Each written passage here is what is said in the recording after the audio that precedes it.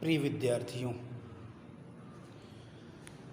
आज की इस ऑनलाइन क्लास में आप सभी का स्वागत है। कल हम लोगों ने सूरदास के 7वें पद को देख लिया था, जो भ्रमर गीत से था।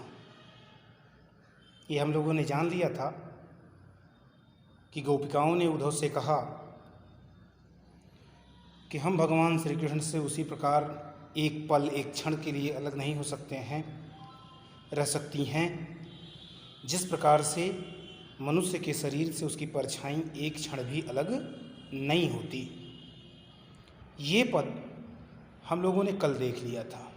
आइए हम लोग अगले पद की ओर चलते हैं। अगला पद देखते हैं, 8वां पद। लरिकाई को प्रेम कहो अली कैसे छूटत, कहाँ कहूँ ब्रजनाथ चरित अंतर्गति लूटत। वह चितवन वह चाल मनोहर, वह मुस्कान मंद धुनि गावनी। नटवर बेश नंद नंद को, वह विनोद वह बनतय आवन। चरण कमल की सौह करति हूँ, यह संदेश मोहि विषम लागत। सूरदास पल मोहि न बिसरति, मोहन मूरति सोवत जागत। विद्यार्थीगण, इस 8वें पद में सूरदास जी ने कहा कि गोपिकाएं उद्धव से कह रही हैं कि हे उद्धव, जो श्री कृष्ण से हम लोगों का प्रेम है वो कोई 1-2 दिन का नहीं है कि 1-2 दिन का प्रेम है और वो छूट जाए।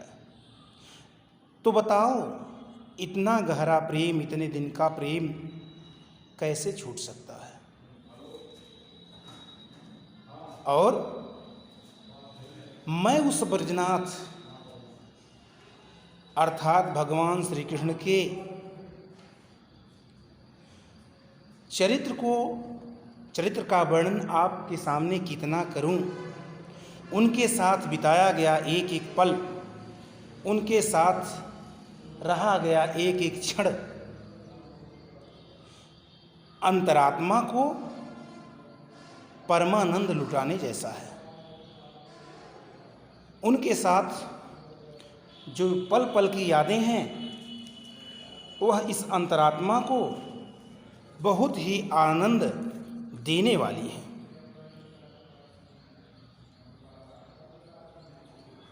तो ये बात हो गई। आगे की ओर कह रहे हैं कि वह चितवन वह चाल मनोहर, वह मुस्कान मंद धुनि गावन। उन भगवान श्री कृष्ण की वह तिरछी सी चितवन, तिरछी सी भौहें, उनकी वह मन भावनी मनोहर चाल, लुभावने वाली चाल, वह मुस्कान और उनकी मंद मंद मुस्कान, मंद धुनि गावन और मंद मंद गति से बहुत ही मधुर आवाज में वह बंसी का वादन बहुत ही अच्छा लगता है, बहुत ही मनोहर लगता है। नटवर बेश नंद नंदन को, वह विनोद वह बनतय आवन। भगवान श्री कृष्ण का वह लीलाधारी रूप, उनका वह आनंद देने वाला हंसी मजाक, वह बनते आवन और हंसी खेल करते हुए, हंसी मजाक करते हुए वन से वापस घर की ओर आना, ये सभी क्रियाएं, ये सभी क्रियाकलाप मन को बहुत आनंद देने वाली हैं। ये अद्वितीय आनंद को देती हैं। इसलिए हम सभी गोपिकाएं उस भगवान श्री कृष्ण के प्रेम को कैसे छोड़ सकती हैं? चरण कमल की सौह करती हूँ, यह संदेश मोहि विषम लागत। गोपिकाएं आगे उद्धव से कह रही हैं कि हम सभी उस चरण कमल भगवान श्री कृष्ण की सौगंध खा करके कहती हैं कि जो निराकार ब्रह्म की उपासना का आप उपदेश दे रहे हैं, ये उपदेश हम सभी गोपिकाओं को विष के समान लगता है, विष के समान कड़वा लगता है, स्वादहीन लगता है। सूरदास पल मोहि नहीं बिसरत, मोहन मूरत सोवत जागत। सूरदास जी लास्ट में कह रहे हैं कि वो गोपिकाएं उद्धव से कह रही हैं कि हे उद्धव सुनिए, उस भगवान श्री कृष्ण की जो मोहनी मूर्ति है वह हम लोगों से एक पल भी अलग नहीं होती है, एक पल भी भूलती नहीं है। कब कब? सोते हुए होने पर भी और जागते हुए होने पर भी, अर्थात सोते जागते हर समय मैं भगवान श्री कृष्ण की उस मोहन मूर्त को याद रखती हूँ, अपने हृदय में बसाती हूँ। तो बताइए, आप उस प्रेम को सदा सदा के लिए छोड़ने के लिए कह रहे हैं, बताइए ये कैसे संभव है? कैसे हो सकता है कि जिसके प्रेम को मैं एक क्षण के लिए नहीं भूल सकती, उसको आप हमेशा भूल जाने के लिए और उसके स्थान पर निराकार ब्रह्म की उपासना करने के लिए कहते हैं? तो ये कैसे संभव है? तो विद्यार्थीगण, इस प्रकार से इस जो है 8वें पद में गोपिकाओं का कथन है उद्धव के प्रति। तो कितना बढ़िया शांत रस का वर्णन यहाँ किया गया है। आइए हम लोग इसके अगले पद की ओर चलते हैं। अगला पद देखते हैं।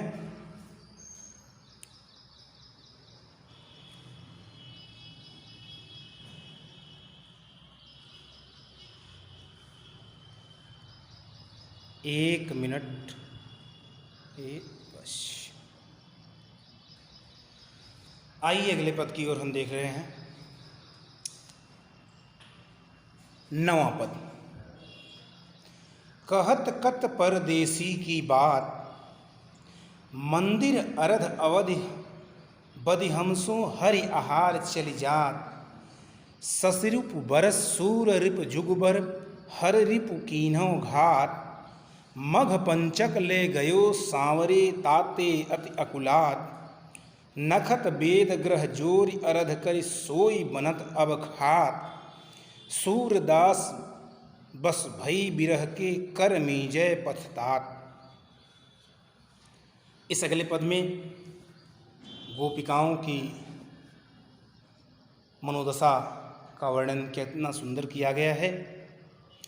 कहत कत परदेसी की बात। सूरदास जी कह रहे हैं कि गोपिकाएं कह रही हैं उद्धव से कि आप उस भगवान श्री कृष्ण की उस परदेसी की बात कर रहे हैं जिसने मंदिर अवध बदि हमसो हरि आहार चली जात, जिसने हमसे एक पक्ष में आने का वादा किया था कि हम जा रहे हैं मथुरा और एक पक्ष में यानी 15 दिनों में वापस आ जाएंगे।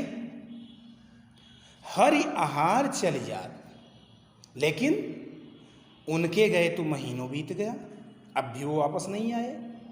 मंदिर अरध, आप लोग पुराने घरों को देखे होंगे, उसमें 2 भाग था। थोड़ा सा देहाती प्रतीकों का यहाँ प्रयोग कर दिया गया है। तो मंदिर अरध, उसका आधा भाग, उसको पाख बोलते हैं। और उस पाख में 15 दिन। तो भगवान श्री कृष्ण जब गए तो उन्होंने कहा कि हम 15 दिन में ही वापस चले आएंगे, लेकिन हरि आहार टरियात। हरि माने शेर, आहार माने मांस, मांस माने महीना। लेकिन उनके गए तो महीनों बीत गया, अब भी वो आए नहीं। आप उनकी बात कर रहे हैं, उस भगवान श्री कृष्ण, उस परदेसी की बात हमसे कर रहे हैं। ससिरिप बरख सूर रिप जुगबर, हरि रिप कीन्हो घात। और उनके उस वियोग में, भगवान श्री कृष्ण के वियोग में, ससिरिप बरस सस यानी चंद्रमा, रिपु यानी दुश्मन, यानी चंद्रमा का दुश्मन जो दिन है वह हमारे लिए वर्ष के समान व्यतीत हो रहा है। सूर रिप जुगबर, और सूर का दुश्मन अर्थात रात्रि, तो जो रात्रि है वह वर्षों युगों के समान बीत रही है। हर रिप कीन्हो घात, और उस पर भी भगवान शंकर के दुश्मन कामदेव मुझे सता रहे हैं। अर्थात भगवान श्री कृष्ण के वियोग में हम लोगों को कामदेव जी बहुत ज़्यादा सता रहे हैं, दुखी कर रहे हैं। एक तो हम लोग वियोग में वैसा तड़प रही हैं और उस पर भी कामदेव जी और अधिक हमारी वेदना, हमारी दुख को बढ़ा दे हैं।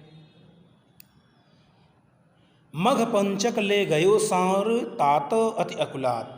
मघ पंचक, विद्यार्थीगण आप लोगों ने नक्षत्रों का नाम सुना होगा। हमारे धर्म में 27 नक्षत्र बताई गई है। तो मघ पंचक, मघा नक्षत्र से 5वां नक्षत्र जिसका नाम आता है क्रम से चित्रा। चित्रा का अर्थ यहाँ चित्त यानी मन। ले गयो सांवरो, भगवान श्री कृष्ण ले गए। जो हमारा मन था उस मन को भगवान श्री कृष्ण अपने साथ ले गए। ताते अति अकुलात, इस कारण उनके वियोग में हम सभी व्याकुल हैं, बेचैन हैं, बहुत ही ज़्यादा दुखी हैं। और आगे गोपिकाएं जवाब दे रही हैं उद्धव से, क्या कर रही हैं कि नखत वेद ग्रह जोरि अरधि करी सोई बनत अब खा। नक्षत्र यानी 27, वेद यानी 4 वेद, तो 27 और 4 31। ग्रह यानी 9 ग्रह जो नाम हमारे वहाँ आया हुआ है, तो 31 9 40। अरध करी, उसका आधा कर दीजिए, 40 का आधा 20, और 20 का अर्थ यहाँ विष से लगाया गया। तो नक्षत्र, वेद और ग्रह जोड़ने के बाद जो उसका आधा बनता है, आधा यानी 20 का अर्थ किया गया विष। तो सोई बनत अब खात, भगवान श्री कृष्ण के अभाव में अब हम विष पान करने के लिए उद्यत हैं, तैयार हैं। विष ही खाना पसंद करती हैं, क्योंकि अब ये वियोग का जो दुख है इसे अब सहन नहीं किया जा सकता, ये बर्दाश्त नहीं हो रहा है। इसलिए अब उस भगवान श्री कृष्ण के वियोग में हम सभी विष खा करके अपना प्राण ही त्याग देंगी। आगे की ओर फिर कह रही हैं कि सूरदास बस भई विरह के कर में जय पश्चात। सूरदास जी लिख रहे हैं लास्ट में कि वो गोपिकाएं उद्धव से कह रही हैं कि हे उद्धव, हम भगवान श्री कृष्ण से प्रेम करके हम सभी गोपिकाएं अब हाथ मल मल करके पश्चाताप करती हैं कि जब इतना ही दुख सहना था, इतना ही वियोग सहन करना था, तो उस भगवान श्री कृष्ण से हम लोगों ने प्रेम ही क्यों किया। अर्थात ये प्रेम उस भगवान श्री कृष्ण से हम लोगों को नहीं करना चाहिए था। तो इस प्रकार से विद्यार्थीगण 9वें पद में हमको भाव मिले, अर्थ मिला, गोपिकाओं की विरह वेदना को देखने को मिला, विरह चित्रण मिला, उनका दुख कैसा है, वो दुख में कैसे कैसे क्या क्या क्रियाएं करने वाली हैं, ये जानने को मिला। तो ये भाव किया गया है। आइए हम लोग 10वें पद की ओर चलते हैं। 10वें पद में देखें, निस्दिन बरसत नयन हमारे, सदा रहती बरसा ऋतु हम पर, जब तय श्याम सिधारे, दृग अंजन न रहत निशिबासर, कर कपोल भय कारे, कंचु किपट सूखत नहीं कबहूँ, उर बिच बहत पनारे, आंसू सलिल सबय भय काया, पल न जात रिष्टारे, सूरदास प्रभु यही परेखौ, गोकुल काहें विसारे। इस 10वें पद में बहुत ही सुंदर भाव दिया गया सूरदास जी के द्वारा। वो गोपिकाएं आगे की ओर कह रही हैं उद्धव से कि निस्दिन बरसत नयन हमारे उस भगवान श्री कृष्ण के वियोग में, भगवान श्री कृष्ण के अलग हो जाने के कारण ये जो हमारे नेत्र हैं, इन हमारे नेत्रों में वर्षा ऋतु हमेशा छाई हुई रहती है, वर्षा ऋतु आई हुई होती है। अर्थात उनके वियोग में हमारे ये नेत्र लगातार अश्रु प्रवाहित ही करते हैं। जैसे वर्षा ऋतु में वर्षा ही हुआ करती है, उसी प्रकार से हमारे नेत्र भी ये अश्रु बहाते रहते हैं, अश्रु प्रवाहित करते रहते हैं। कब? उस भगवान श्री कृष्ण के वियोग में। सदा रहती बरखा ऋतु हम पर जब तय श्याम सिधारे। जब से भगवान श्री कृष्ण इस वृंदावन गोकुल को छोड़ करके मथुरा चले गए हैं, तब से ये हमारी आंखें हमेशा हमेशा जो है अश्रु प्रवाहित ही करती हैं उनके वियोग में, उनके वियोग के दुख में दुखी होकर के हमारे आंखों से आंसू ही निकला करते हैं। जिसके कारण दृग अंजन न रहत ऋषि बासर कर कपोल भयकारे। हमारी आंखों में जो काजल है यह हमारे नेत्रों में नहीं रहना चाहता। निसी बासर माने रात दिन किसी भी समय नहीं रहता। क्यों? क्योंकि हमारी आंखों से हमेशा आंसू की धारा बहा करती है, हमारी आंखों में हमेशा वर्षा ऋतु होती है। इसलिए जो हमारे आंखों में काजल हैं वो काजल उसी के साथ बह करके हमारी आंखों से बाहर निकल जाते हैं। ये काजल हमारे नेत्रों में नहीं रहना चाहते। उनके वियोग में कर कपोल भय काले, और उन काजलों के कारण हमारे जो ये गाल हैं, हमारा जो वक्षस्थल है, हमारे जो हाथ हैं, यानी पूरी शरीर काली हो गई है। कंचु की पट सूखत नहीं कबहू उर्बिच बहत पनारे। जो हमारा वस्त्र है वह कभी सूखता नहीं है। उर्बिच बहत पनारे, और हमारे हृदय से हमेशा हमेशा आंसुओं की धारा बहा करती है, आंसुओं की नदी बहा करती है। वर्षा ऋतु का जल गिरता रहता है, बरसता रहता है। तो इस कारण से हमारा जो वक्षस्थल है, जो चोली इत्यादि है, वह सूखती नहीं है। लगातार आंसू की धारा हमारे वक्षस्थल से बहा करती है। आंसू सलिल सबय भई काया पल जात रिष्टारे। इसे देख करके ऐसा प्रतीत होता है कि हम सभी गोपिकाओं की जो पूरी शरीर है वह जल ही बन गई है, वह वर्षा का जल ही बन गई है, जल में ही बदल गई है, शरीर रह ही नहीं गई है। क्यों? क्योंकि हमारी आंखों से इतना अश्रु प्रवाहित होता है।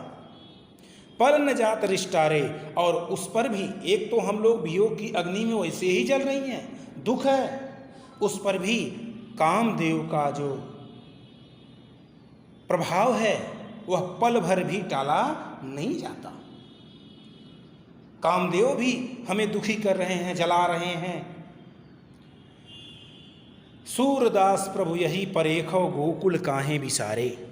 सूरदास जी लास्ट में कह रहे हैं, अंतिम में कह रहे हैं कि वो गोपिकाएं उद्धव से कह रही हैं कि हम लोग तो भगवान श्री कृष्ण से यही जानना चाहती हैं, यही पूछना चाहती हैं कि उस भगवान श्री कृष्ण ने इस गोकुल और गोकुल वासियों को क्यों भुला दिया, वो क्यों भूल गए, क्यों बिसरा दिए।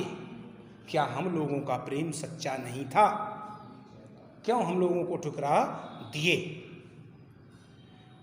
तो सूरदास प्रभु यही परेखों गोकुल काहें बिसारे। उस भगवान श्री कृष्ण ने हम लोगों को, गोकुल वासियों को और गोकुल को क्यों बिसरा दिए, क्यों भूल गए।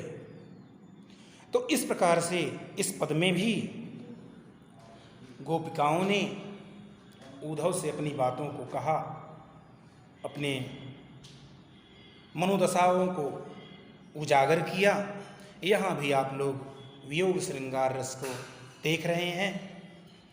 आइए विद्यार्थीगण, हम लोग अगले पद की ओर चलते हैं। 11वां पद, 11वें पद की ओर चलें।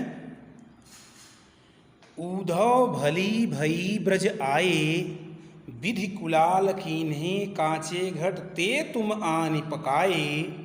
रंग दीन्हो हो कान सांवरे अंग अंग चित्र बनाए। पाते गरे न नैन नेहते अवधि अटा पर छाए। ब्रज करि अवा जोग ईधन करि सुरत आन सुलगाए। फूंक उसास बिरह प्रजरनि संग ध्यान दरस सियराए। भरे सपूरन सकल प्रेम जल छुअन न काहू पाए। राज काज तय गरे गए सूर प्रभु नंद नंदन कर लाए। विद्यार्थीगण, ये 11वां पद आप लोगों को सामने है, इसे भी आप देखें। ऊधव भली भई ब्रज आए, वो गोपिकाएं उस ऊधव से जो ज्ञान का उपदेश देने के लिए मथुरा से वृंदावन में आए थे, गोपिकाओं के पास में आए थे, उस ऊधव को अपनी बात कह रही हैं, बता रही हैं कि ऊधव भली भई ब्रज आए।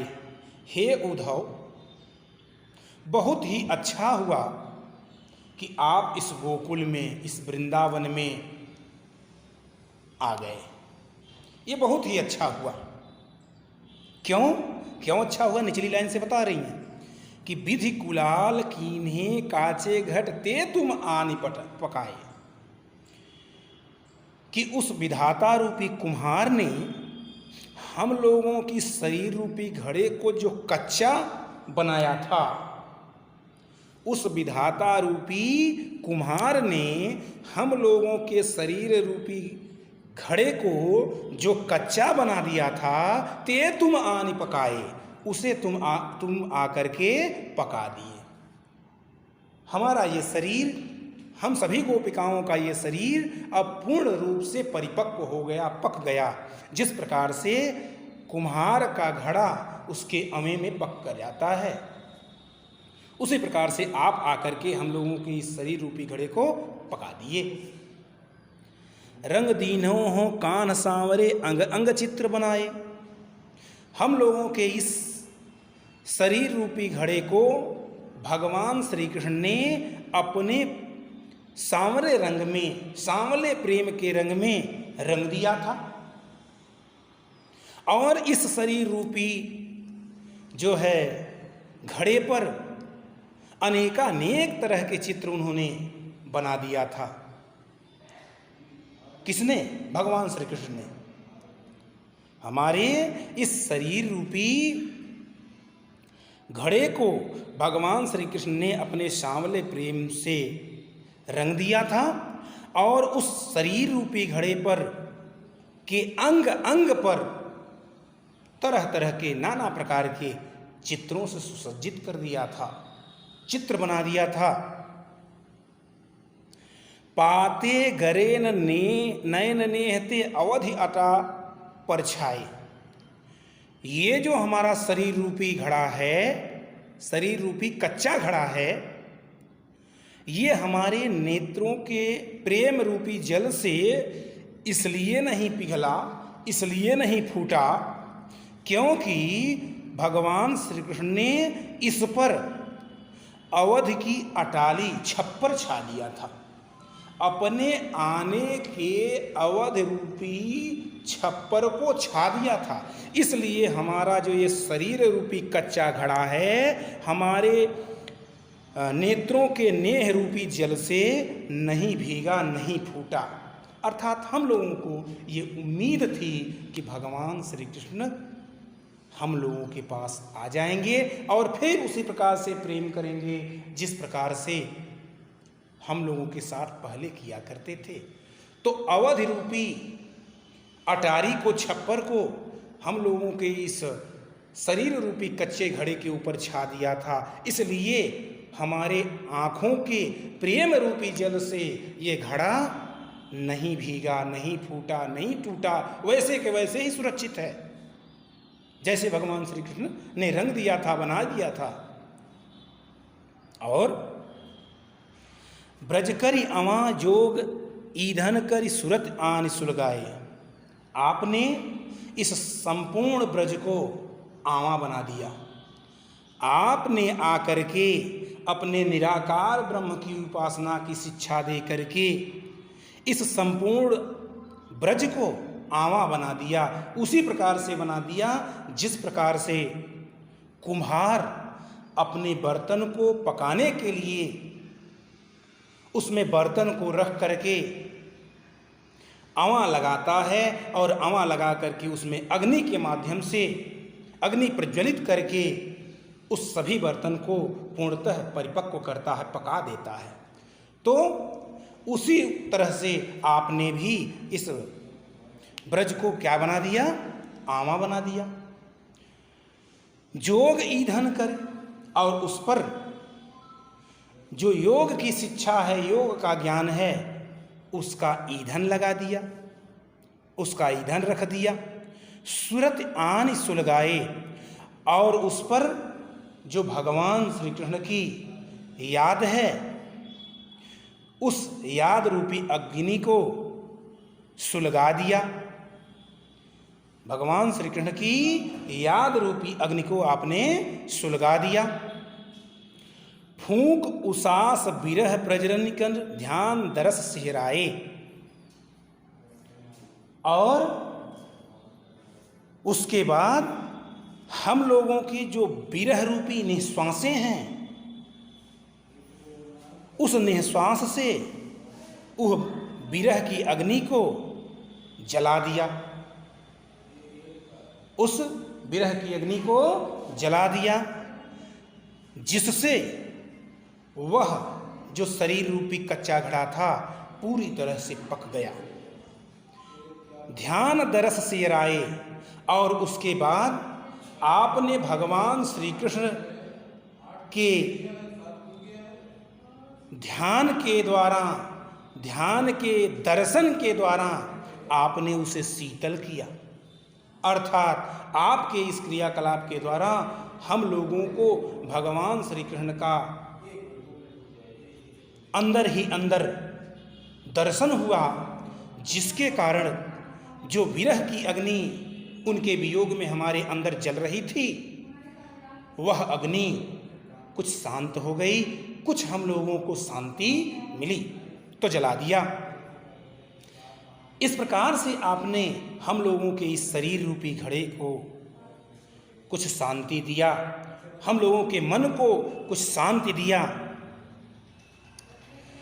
भरे सपूरन सकल प्रेम जन छुअन न कबहू पाए, और इस प्रकार से ये जो हमारा शरीर रूपी घड़ा है वह प्रेम के जल से पूरी तरह से भर गया। और छुअन काहू पाए, इस शरीर रूपी घड़े को कोई भी स्पर्श नहीं कर सका, इसे इस शरीर रूपी घड़े को कोई भी छू नहीं पाया, छुआ नहीं। क्यों नहीं छुआ? लास्ट लाइन में अंतिम में कह रही हैं सभी गोपिकाएं कि राज काज ते गए सूर प्रभु नंद नंदन कर लाए। ये तो घड़ा उस भगवान श्री कृष्ण के लिए सुरक्षित है। नंद नंदन यहाँ भगवान श्री कृष्ण के लिए आया हुआ है। सूरदास जी कह रहे हैं, लिख रहे हैं कि वो गोपिकाएं कह रही हैं कि ये जो हमारा शरीर रूपी घड़ा है ये तो उस भगवान श्री कृष्ण के लिए सुरक्षित है जो राजकाज के उद्देश्य से मथुरा चले गए हैं। जब वो कभी मथुरा से वापस आएंगे तो ये प्रेम से भरे हुए जो हमारा शरीर रूपी घड़ा है तब वो इसका स्पर्श करेंगे, तब वो इस प्रेम की महत्ता को जानेंगे, समझेंगे, इस विरह वेदना को शांत करेंगे। इसलिए ये जो शरीर रूपी घड़ा है, इस घड़े को दूसरा कोई स्पर्श नहीं कर सका, कोई भी स्पर्श नहीं किया। ये भगवान श्री कृष्ण के लिए सुरक्षित है और जो राजकाज के लिए यहाँ से मथुरा चले गए हैं। तो विद्यार्थीगण, इस प्रकार से आपके इस 11वें पद में व्याख्या की गई है।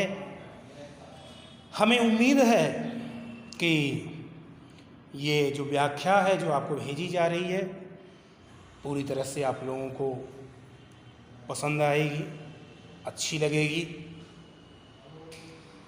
यदि कहीं इस व्याख्या में कोई त्रुटि होगी तो उसे हमें आप लोग सूचित करिएगा ताकि हम उसका सुधार कर सकें, हम और अच्छी व्याख्या करके आपको वीडियो भेज सकें। चलिए, इन्हीं सब बातों के साथ हम लोग आज का क्लास, आज की ये वीडियो यहीं बंद करते हैं। इसका जो शेष अंश है अगले वीडियो में आपको भेजा जाएगा। तब तक के लिए शुभ दिन।